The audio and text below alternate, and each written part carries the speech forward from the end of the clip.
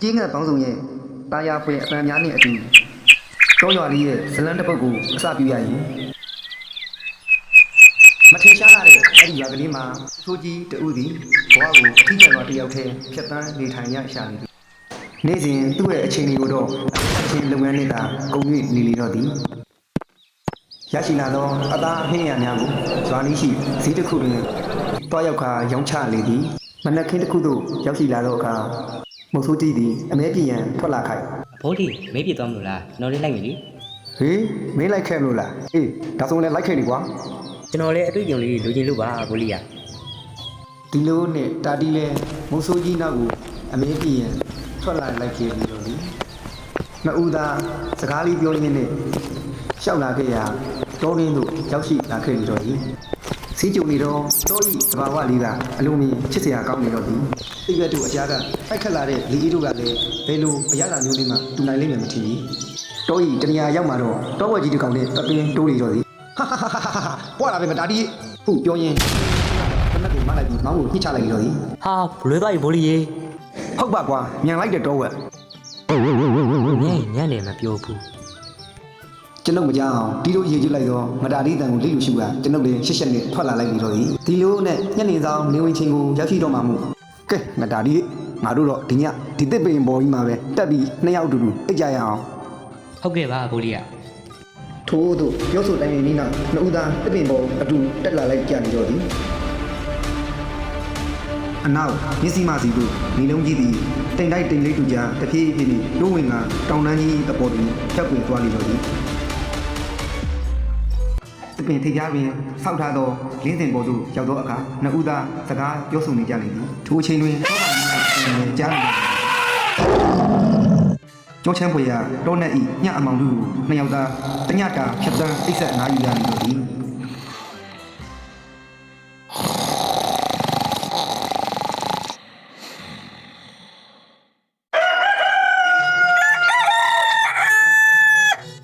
နင်းကျက်တွန်တန်နှင့်အတူကျွန်ုပ်တို့သည်လည်းအိယာမှနိုးလာ၍အပင်အောက်သို့ဆင်းကြလေတော့သည်အနီးအနားတွင်တွေ့ရှိရသောစမ်းချောင်းလေးသို့ဆင်းကမျက်နှာများပြချင်းကိုယ်လက်များတက်ဆင်ခြင်းပြုလုပ်ကြလေတော့သည်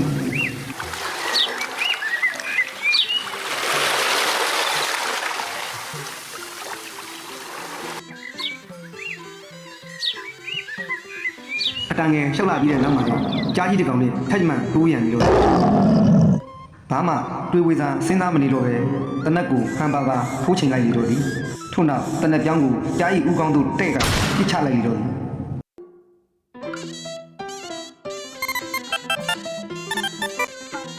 ကြားကြီးသည်ကျွန်ုပ်ကကြည့်ကစုံပေါက်ထွက်ပြေးသွားသည်ကိုတွေးရှိခြင်းဖြင့်အုပ်ဆိုးအတွေ့အကြုံရင့်တန်သူပြီးကျွန်ုပ်၏ပြစ်ချက်ရွဲလျှော့သွားသည်ဆိုတာသိနာလေလိုက်ရတော့သည်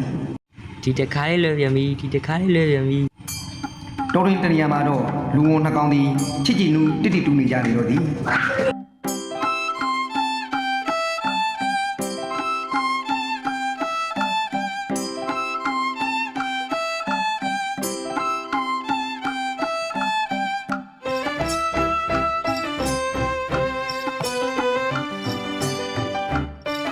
ထို့သို့ပြောရှင်စွာကခုံနေကြသောဦးဝန်ကြီးနှစ်ကောင်အနာကျွန်ုပ်တို့ရောက်ရှိလာသောအခါ၎င်းတို့သည်ကျွန်ုပ်တို့ကိုရန်မူရတော့သည်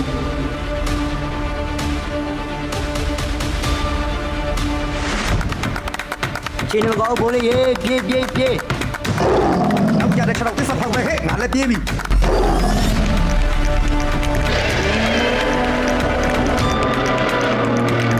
မေးအမေသားလိုက်လာမိတာမှားပြီရှင်မရဲ့ မလေးငါနဲ့နော်မုတ်ဆိုးဘောစိတ်နာလိုက်တာ ကျွန်တော်လည်းနောက်မလိုက်တော့ပါဘူးဘိုးလေးရေ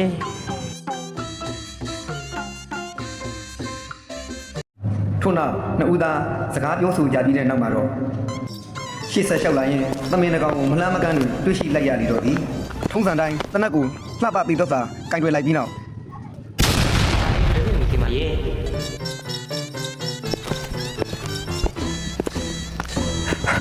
ဟဲ့သမီးမပြေးနဲ့ငါမွေးအောင်ဖမ်းကြမယ်ဟဲ့သမီးမပြေးနဲ့သူ ပြင်းပါပဲမရဘူးပြင်းပါပဲငါတော့မလိုက်ခဲနဲ့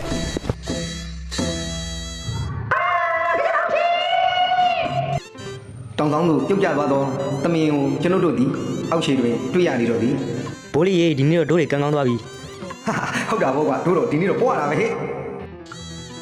ထို့နောက်မှာတော့နှစ်ယောက်သားသမင်ကိုဝလုံးတစ်လုံးနဲ့ထမ်းတာတက်ကြွသောခြေလမ်းများဖြင့်ပျော်ရွှင်သွားတောနက်ထဲမှကြီးရွာလေးစီသို့ခရီးဥနှင်ကထွက်လာလိုက်ကြလေတော့သည်ကျေးဇူးအထူးပင်တင်ရှိပါသည်